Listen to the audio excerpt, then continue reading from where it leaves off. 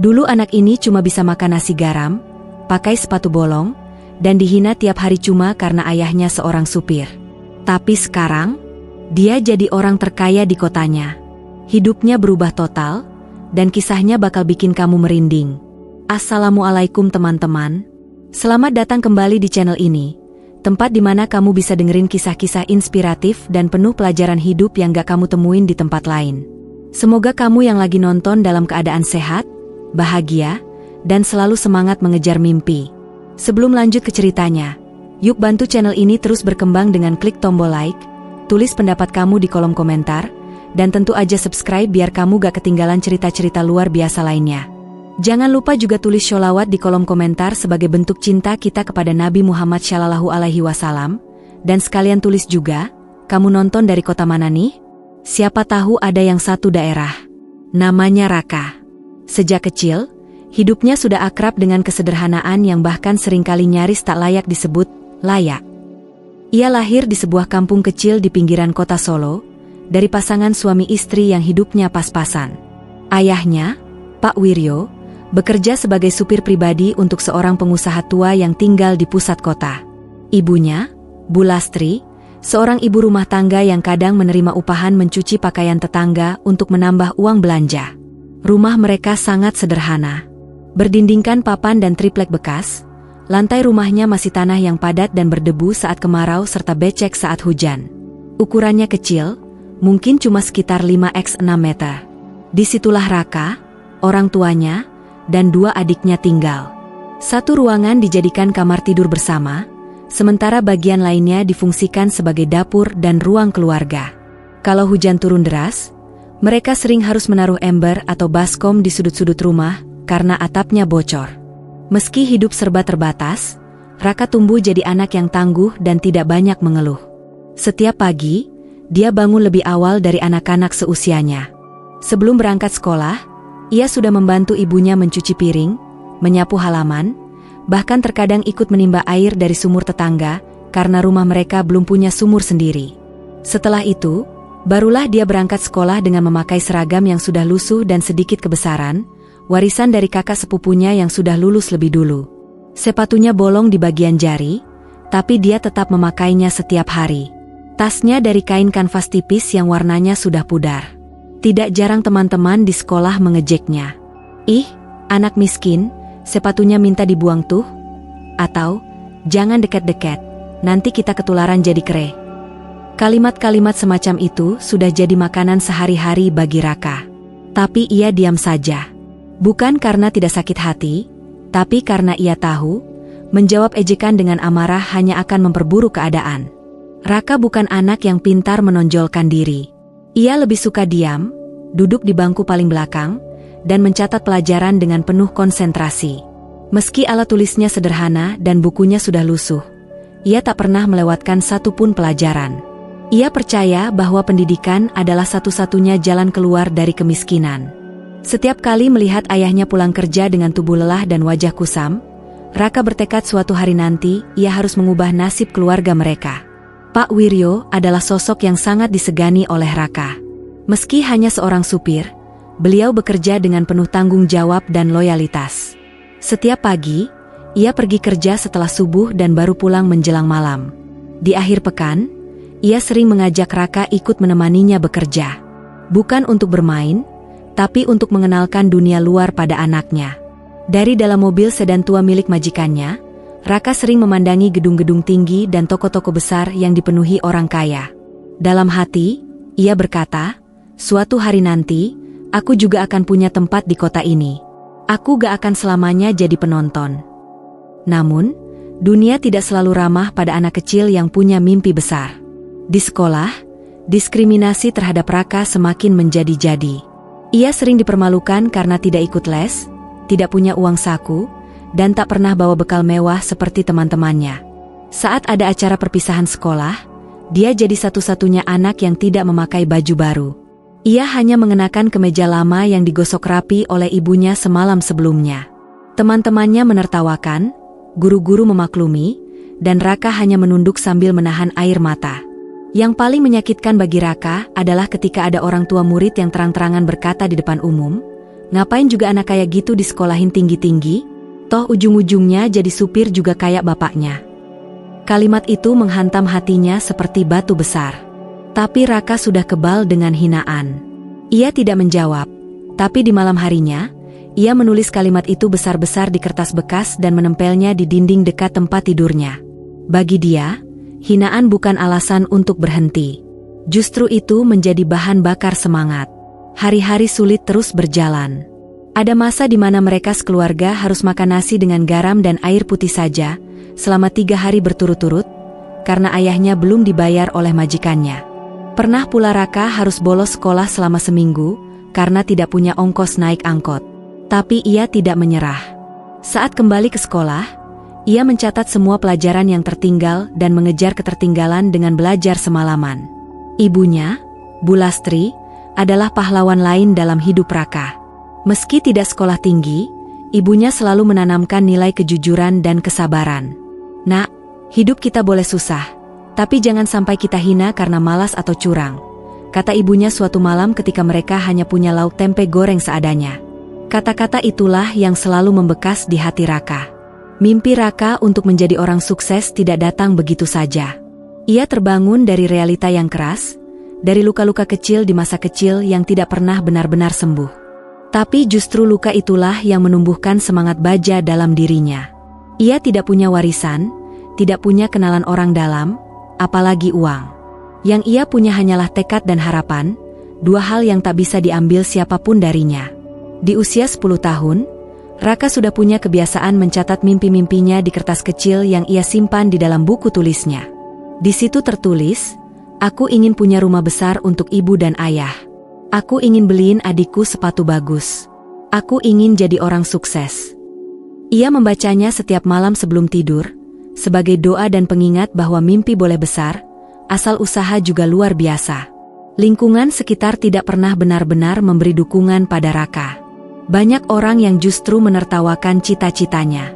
Bahkan tetangga depan rumah pernah bilang, "Anak miskin MAH gak usah ngimpi terlalu tinggi. Hidup itu udah ditentukan dari lahir." Tapi bagi Raka, ucapan seperti itu bukan kutukan, melainkan tantangan. Malam-malam di rumahnya sering dipenuhi oleh suara jangkrik dan lampu redup dari bohlam 5 watt. Di bawah cahaya itulah, Raka belajar, membaca buku bekas, dan mendengarkan cerita ayahnya tentang kehidupan. Kadang listrik rumah mereka padam karena belum sempat bayar tagihan. Tapi Raka tetap belajar dengan lilin. Karena baginya, masa depan harus diterangi walau dengan cahaya paling redup sekalipun. Dan saat itu, belum ada yang tahu bahwa anak kecil yang tiap hari dihina karena ayahnya cuma supir, suatu saat nanti akan berdiri paling tinggi di antara orang-orang yang dulu meremehkannya. Masa SMA menjadi awal dari babak baru kehidupan Raka. Meski penderitaan belum berakhir, justru di fase inilah Raka mulai menggenggam sedikit cahaya dari ujung lorong gelap kehidupan. Ia tahu, kalau mau mengubah nasib, dia gak bisa cuma berharap dari nilai sekolah. Dia harus bertindak. Harus mulai menggerakkan tangannya sendiri untuk membuka jalan keluar dari kemiskinan. Di kelas, Raka tetap dikenal sebagai siswa pendiam, tapi nilai-nilainya konsisten bagus. Ia hampir selalu masuk 3 besar. Tapi di luar kelas, diam-diam ia mulai cari peluang. Waktu itu, dia melihat banyak temannya butuh pulsa, tapi malas pergi ke konter. Dari situlah ide sederhana muncul, jualan pulsa dari rumah. Modalnya, 0 besar. Tapi Raka punya akal. Ia pinjam HP Nokia butut milik ayahnya, lalu minta izin ke Pak RT untuk pinjam modal Rp50.000 dari kas Karang Taruna yang rencananya mau dia kembalikan dalam seminggu. Pak RT awalnya ragu, tapi karena tahu Raka anak baik dan gak pernah neko-neko, akhirnya diizinkan. Dari situlah semuanya dimulai. Setiap pulang sekolah, Raka nongkrong di depan rumah, sambil nempel tulisan kecil di tembok rumah, isi pulsa semua operator, murah dan cepat. Awalnya yang beli cuma teman dekat dan tetangga. Tapi lama-lama, banyak orang mulai kenal. Dia juga pintar. Setiap pelanggan beli pulsa, dia kasih bonus senyum tulus dan sapaan hangat. "Terima kasih ya, Bu. Semoga sehat terus." Kata-kata sederhana itu bikin orang nyaman dan balik lagi. Tapi bukan berarti usahanya mulus. HP ayahnya pernah rusak karena dipakai terlalu sering. Sinyal sering hilang. Pernah juga kena tipu, pulsa dikirim tapi pembeli gak bayar. Tapi semua itu tidak membuatnya berhenti. Ia justru belajar. Dari kegagalan-kegagalan kecil itu, ia mulai mengerti cara mengatur stok, mencatat keuangan, sampai membuat daftar pelanggan tetap. Tak puas dengan jualan pulsa, Raka mulai menawarkan jasa ketik tugas ke teman-teman sekolahnya. Ia tahu, gak semua anak rajin bikin tugas, apalagi yang butuh diketik rapi. Dengan modal komputer tua bekas sumbangan sekolah, ia menawarkan jasanya, Rp2.000 per lembar. Di waktu senggang, ia ketikkan tugas anak-anak lain sambil tetap belajar. Raka tidak pernah merasa lebih rendah meski harus mengetik tugas orang lain. Baginya, semua pekerjaan yang halal adalah kehormatan. Malam-malamnya diisi dengan suara keyboard dan derit kipas angin rusak yang cuma bisa berputar pelan. Tapi di situ ia merasa hidup. Karena pelan-pelan, dompetnya mulai terisi. Sedikit demi sedikit, ia mulai menabung. Saat teman-temannya sibuk main game di warnet atau nongkrong di warung kopi, Raka lebih sering keliling kampung, jual gorengan buatan ibunya. Ia titip di warung-warung dan bawa sendiri pakai kantong plastik besar. Pernah suatu kali, ada teman sekolahnya melihat dia sedang menata gorengan di pinggir jalan. Temannya itu langsung tertawa keras dan berkata, "Ih, masa cowok SMA jualan gorengan sih? Kasihan banget, kayak gak punya masa depan." Tapi Raka hanya tersenyum. Dalam hatinya, ia berkata, "Kalian tertawa sekarang, tapi aku akan tertawa paling akhir." Usahanya makin berkembang. Di usia 17 tahun, ia mulai kenal dengan dunia jualan online. Saat itu belum banyak orang yang mengerti jual beli lewat internet. Ia mulai belajar dari warnet dekat rumah. Setiap sore, ia ke sana, bukan buat main, tapi buat ngetik-ngetik di forum jual beli. Ia mulai dari hal kecil, jual casing HP, aksesoris murah, sampai kaos oblong. Modalnya tetap kecil. Tapi dia berani ambil risiko. Ia cari barang murah di pasar, foto pakai HP pinjaman, lalu upload di grup Facebook dan marketplace. Lama-lama, pembeli datang satu-satu. Untungnya kecil, tapi bagi Raka, setiap ribuan rupiah yang dia hasilkan dari hasil kerja sendiri, jauh lebih berharga dibanding dikasih cuma-cuma. Tentu, ada masa-masa Raka hampir menyerah.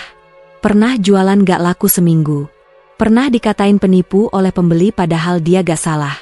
Pernah juga paket yang dia kirim hilang di ekspedisi dan harus ganti rugi. Tapi setiap kali ingin menyerah, dia ingat wajah ayah dan ibunya. Ingat bagaimana mereka bekerja keras tiap hari tanpa pernah mengeluh. Di saat usianya belum genap 18 tahun, Raka mulai berani bermimpi lebih besar, kuliah. Tapi bagaimana mungkin anak miskin bisa kuliah? Biaya daftar saja sudah mahal. Tapi dia nekat. Ia daftar ke salah satu universitas negeri di Solo dan berharap pada jalur beasiswa. Di tengah keterbatasan, ia ikut berbagai lomba, esai, karya tulis, bahkan debat. Dia berharap bisa dapat nilai lebih agar bisa tembus jalur bidik misi. Dan akhirnya, doa itu terkabul. Raka diterima di jurusan teknik informatika lewat beasiswa penuh. Hari itu, ia menangis. Bukan karena senang saja, tapi karena mimpi yang ia pegang sejak kecil akhirnya mulai terlihat nyata. Kuliah tidak membuatnya berhenti bekerja. Justru semakin sibuk. Di pagi hari ia kuliah, siangnya bekerja sebagai freelancer desain grafis, malamnya mengajar privat komputer ke anak-anak SD di lingkungan rumah. Dari penghasilan itulah, ia mulai mengumpulkan modal lebih besar. Di semester 4, Raka membuat sebuah website kecil untuk jualan barang-barang elektronik. Website itu sederhana, tapi cukup menarik. Ia pasarkan lewat media sosial. Ternyata, responnya positif. Dari situ ia mulai serius membangun bisnis online. Ia ajak 2 teman kuliahnya untuk bantu mengelola. Awalnya kecil-kecilan, tapi karena pelayanan yang jujur dan pengiriman cepat, pelanggannya makin banyak. Raka juga rajin ikut seminar bisnis dan networking event, walau sering datang dengan pakaian paling sederhana. Ia bukan orang yang suka tampil. Tapi semua orang yang pernah bertemu dengannya pasti akan ingat satu hal, semangat di matanya. Semangat anak miskin yang tahu bahwa hidupnya gak akan berubah kalau cuma diam. Setiap malam, ia tetap tidur di rumah kecilnya. Meski sudah bisa ngontrak, ia memilih tetap tinggal bersama orang tua. Aku belum mau pindah, sebelum bisa benerin atap rumah ini, katanya suatu malam ke ibunya. Dan benar, 3 bulan setelah bisnisnya mulai stabil, hal pertama yang ia lakukan adalah merenovasi rumah kecil itu jadi rumah layak huni. Ketika rumah itu jadi, tetangga-tetangga yang dulu mengejek mulai berbalik. Ada yang pura-pura akrab, ada yang datang minta tolong. Tapi Raka tidak pernah dendam. Ia bantu sebisanya. Karena ia tahu, bukan mereka musuhnya. Musuh utamanya adalah kemiskinan dan kebodohan. Hingga di satu titik, Raka mendapat kesempatan besar. Investor dari Jakarta tertarik dengan konsep bisnisnya. Setelah beberapa kali presentasi, mereka sepakat untuk bekerja sama. Dari situlah segalanya melejit. Raka yang dulunya jualan pulsa dan gorengan, sekarang mengelola perusahaan teknologi berbasis e-commerce dengan ratusan ribu pengguna. Dan semua itu dimulai dari tekad seorang anak supir yang menolak tunduk pada nasib. Beberapa tahun berlalu sejak Raka pertama kali membangun usaha dari kamar sempit rumah orang tuanya. Bisnis online kecil-kecilan yang dulu dia kelola sendirian, kini telah berubah menjadi sebuah perusahaan rintisan berbasis teknologi yang bergerak di bidang e-commerce dan distribusi produk lokal. Dengan brand yang dia beri nama Langkah Rakyat, Raka memfokuskan usahanya untuk membantu pelaku UMKM di seluruh Indonesia menjangkau pasar digital. Kantor pertamanya sederhana, sebuah ruko 2 lantai yang dia sewa di pinggiran kota. Tapi dari ruko itulah lahir rencana besar. Raka mulai merekrut anak-anak muda yang punya semangat seperti dirinya dulu.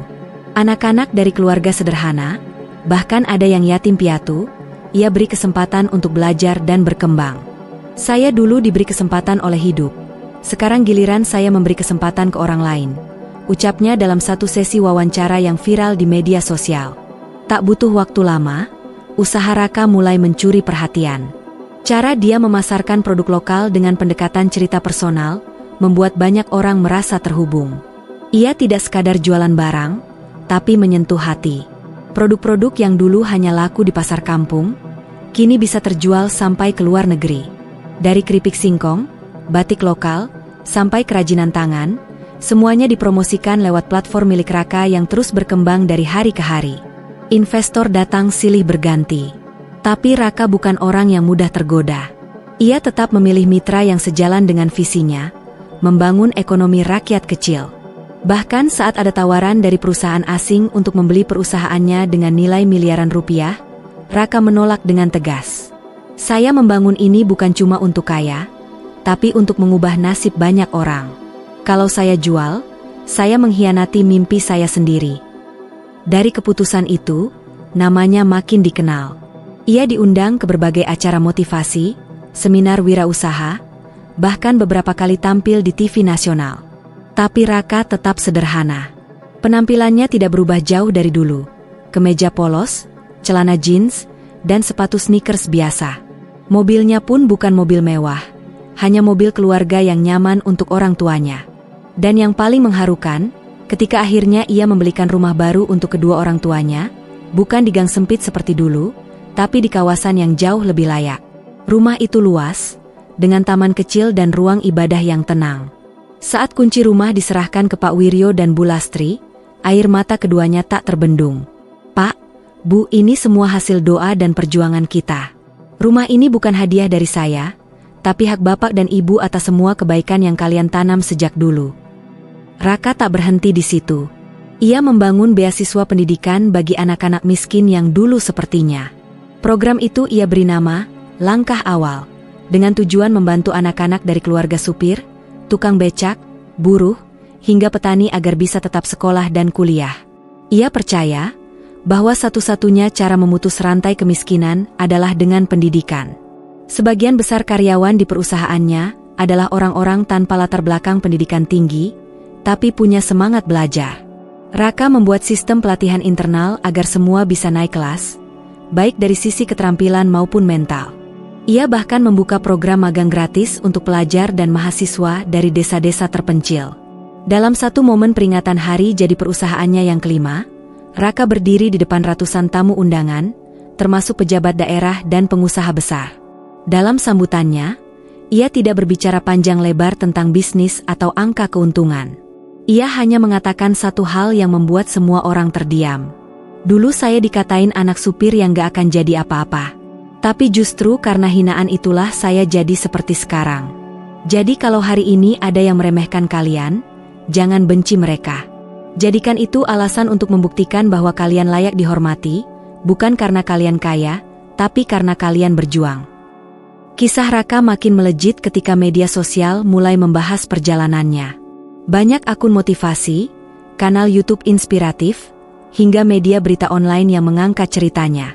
Foto rumah lamanya yang dulu berdinding triplek disejajarkan dengan gedung kantor barunya yang kini sudah berdiri 3 lantai di pusat kota Solo. Orang-orang pun mulai membandingkan, dulu dihina karena anak supir, sekarang jadi pengusaha muda paling sukses di kotanya. Namun yang luar biasa, Raka tak pernah lupa dari mana dia berasal. Setiap bulan, ia rutin kembali ke kampung halamannya untuk sekadar ngobrol dengan anak-anak kecil di sana. Ia mengadakan kelas motivasi gratis di balai RW, membagikan buku, dan kadang ikut bantu menyapu masjid. Kita boleh tinggal di tempat tinggi, tapi hati harus tetap membumi, ujarnya pada salah satu relawan. Bahkan orang-orang yang dulu meremehkannya kini menjadikannya panutan. Anak-anak yang dulu menertawakannya karena jualan gorengan, sekarang bekerja di perusahaan miliknya. Beberapa dari mereka mengaku menyesal, tapi Raka tidak pernah mengungkit masa lalu. Saya tidak pernah simpan dendam. Justru saya bersyukur dulu pernah direndahkan, karena dari situlah saya tahu cara berdiri lebih tinggi tanpa harus menginjak orang lain. Pemerintah daerah pun memberikan penghargaan kepada Raka sebagai pemuda inspiratif pembangun daerah, atas kontribusinya dalam membuka lapangan kerja dan memberdayakan ekonomi lokal. Tapi lagi-lagi, saat diwawancara oleh media, ia hanya berkata, "Saya cuma anak supir yang tidak menyerah. Kalau saya bisa, anak-anak lain juga pasti bisa." Kisahnya bahkan diangkat menjadi buku biografi oleh salah satu penerbit ternama. Buku itu berjudul, Dari Setapak ke Puncak, Langkah Anak Supir Menjadi Pengusaha Besar, dan menjadi bestseller dalam waktu sebulan. Banyak orang menangis saat membaca bagaimana perjuangannya tidur beralas tikar sambil bermimpi memiliki perusahaan sendiri. Raka kini sudah menikah dengan seorang guru muda yang ia kenal saat menjadi relawan pendidikan di desa terpencil. Mereka hidup sederhana, jauh dari glamor. Raka tetap makan di warung nasi langganan masa kecilnya, tetap naik motor ke pasar, dan tetap menyalami orang-orang tua di kampungnya dengan mencium tangan mereka. Ia percaya bahwa kesuksesan yang sejati bukan soal seberapa besar rumah yang kita punya, tapi seberapa luas dampak baik yang bisa kita tebarkan. Dan karena prinsip itulah, meski harta dan pengaruhnya makin besar, nama Raka justru makin dicintai oleh banyak orang. Kini, setiap kali ia menatap langit malam dari balkon rumahnya yang tenang, ia tersenyum kecil dan berkata dalam hati, "Terima kasih ya Allah, karena dulu saya dihina, saya jadi kuat. Karena dulu saya miskin, saya jadi tahu cara menghargai rejeki. Dan karena dulu saya hanya anak seorang supir, saya tahu bahwa semua orang layak punya kesempatan untuk sukses." Dari seorang bocah yang dulu diejek karena sepatunya bolong dan bajunya lusuh, Raka telah membuktikan bahwa masa lalu bukan akhir, melainkan awal dari cerita besar yang ditulis dengan keringat, doa, dan keteguhan hati. Dan siapa sangka, anak supir yang dulu dianggap remeh itu, kini adalah orang terkaya di kotanya. Nah, teman-teman, dari kisah Raka ini kita bisa belajar banyak banget ya. Bahwa siapapun kita, apapun latar belakang kita, jangan pernah takut bermimpi dan berjuang sampai titik darah penghabisan. Karena kesuksesan itu bukan soal kita berasal dari mana, tapi seberapa besar usaha dan keteguhan hati kita untuk berubah. Kalau kamu suka cerita seperti ini, jangan lupa like, komen, dan share ya. Tulis juga di kolom komentar, dari mana asal kamu, dan jangan lupa tulis sholawat untuk Nabi Muhammad SAW, supaya kita semua selalu diberi keberkahan dalam hidup. Terima kasih sudah menonton sampai habis. Sampai jumpa di video inspirasi berikutnya. Tetap semangat dan jangan pernah menyerah. Salam sukses dari saya, dan sampai jumpa.